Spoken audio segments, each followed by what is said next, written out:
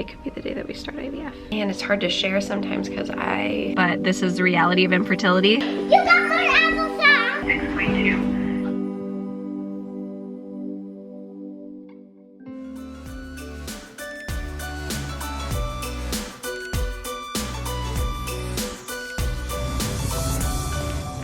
Good morning, friends.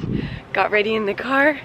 Makeup is done. Can you see? I'm actually extremely impressed that I did this in the car. I now have all natural makeup and I'm so impressed. No one's in here. So those are the mornings that I can pull up the camera in the waiting room because today might be a big day. So I unexpectedly started my cycle early, well, multiple days early, and I'm not sure why. A couple days ago I got checked, which should have been like a week before my cycle, but it was only a few days ago, and I had a hemorrhagic cyst on my ovary. So hopefully it's been enough days for it to go down. That's the only thing holding us up for her to say not this month. So literally today could be that day. It could be the day that we start IVF. Like injections today. Crazy. Philip was telling me yesterday, he said, there are so many times where we've been saying, we're doing IVF, no we're not. We're doing IVF, no we're not. And it's hard to share sometimes because it really does feel like, what's actually going on? Boy cried wolf, like, are you ever doing it? But I think this is actually the reality of people that go through fertility and are waiting to start their IVF. A lot of the waiting game. And hopefully today our weight will be up, but I'm not sure if that's the case or not. Everyone want to pray for the hemorrhagic cyst to be gone, or at least small enough to start stim. We will see. What side was it on? Do you remember? The right. 3, 4, 5, 6. Okay, so we're going to say 6 less than 10. That's not good. And then, see, that one's small. That one's small too. So I'm going to say 6 less than 10 that are symmetric. So then what's the plan then? I thought it was totally gonna be the cycle. Still no. Closer.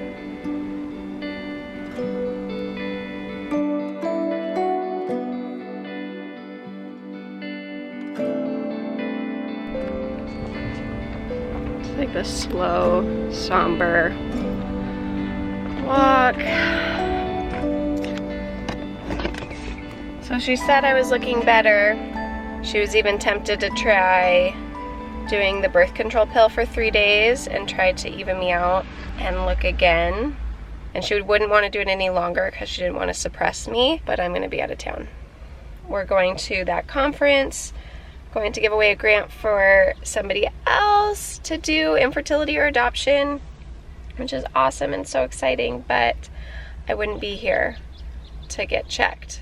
So she said, don't stress, relax, and come in again a week after ovulation. It would be one thing if they were different sizes, but like some of the small ones, she was like, they're kind of like oblong, like oval shape, like, so they don't even look like a good, nice follicle. So hemorrhagic cyst is gone, or at least really small. I couldn't see around her today, so I couldn't like see on the screen. Like, she didn't point out where the hemorrhagic cyst was, but that's gone. But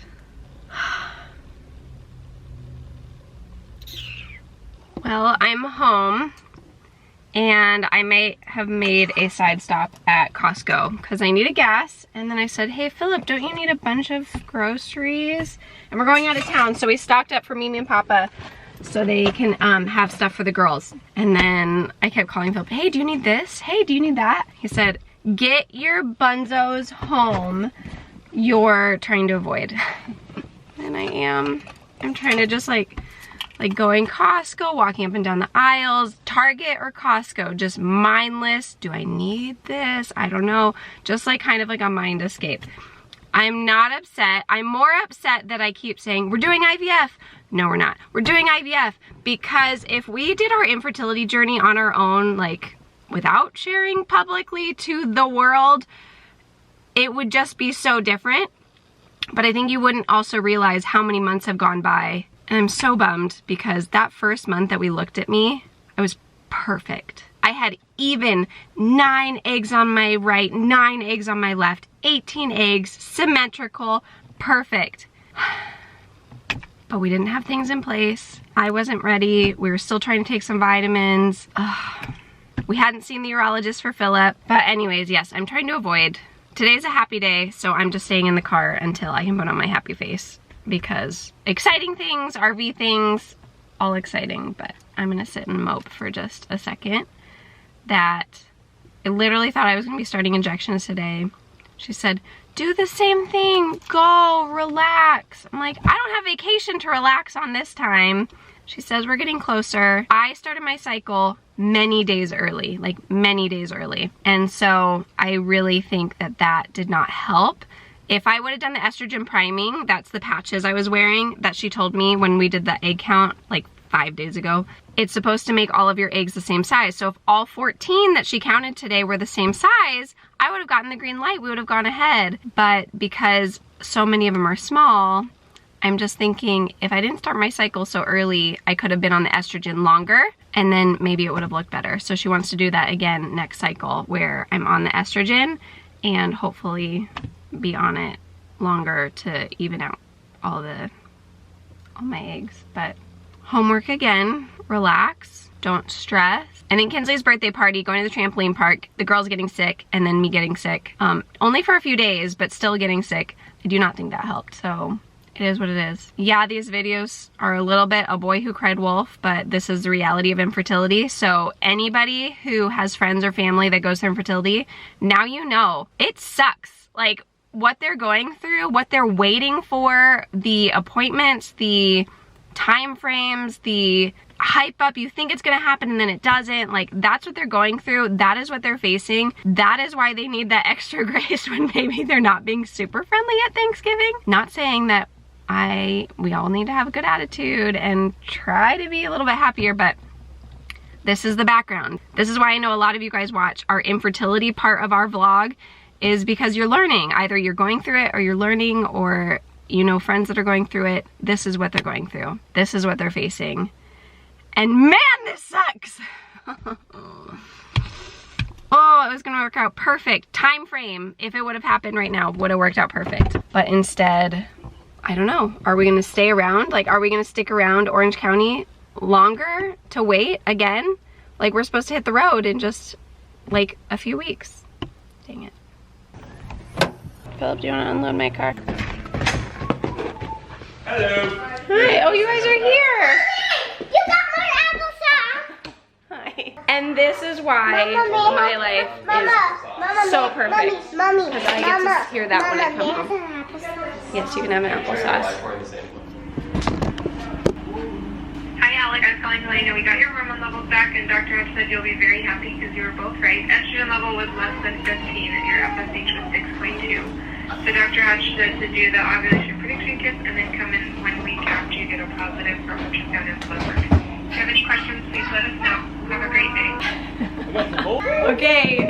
Yes, I am moving in the right direction. Okay, again, today is just a lot of infertility education day vlog. Hopefully you guys enjoy it. So FSH is something that they check at the very beginning of your IVF cycle. It pretty much is your follicle stimulating hormone. It tells you how hard your body is working to make those follicles. They want to start an IVF cycle when your FSH is less than 10. Mine has been like 10.8, 10.6 over the last couple of months, whereas before it was like 8. And she said she would stim me if I was greater than 10, but ideally, for the most part, she says no and wants you to be less than 10. What was it, 6 point what?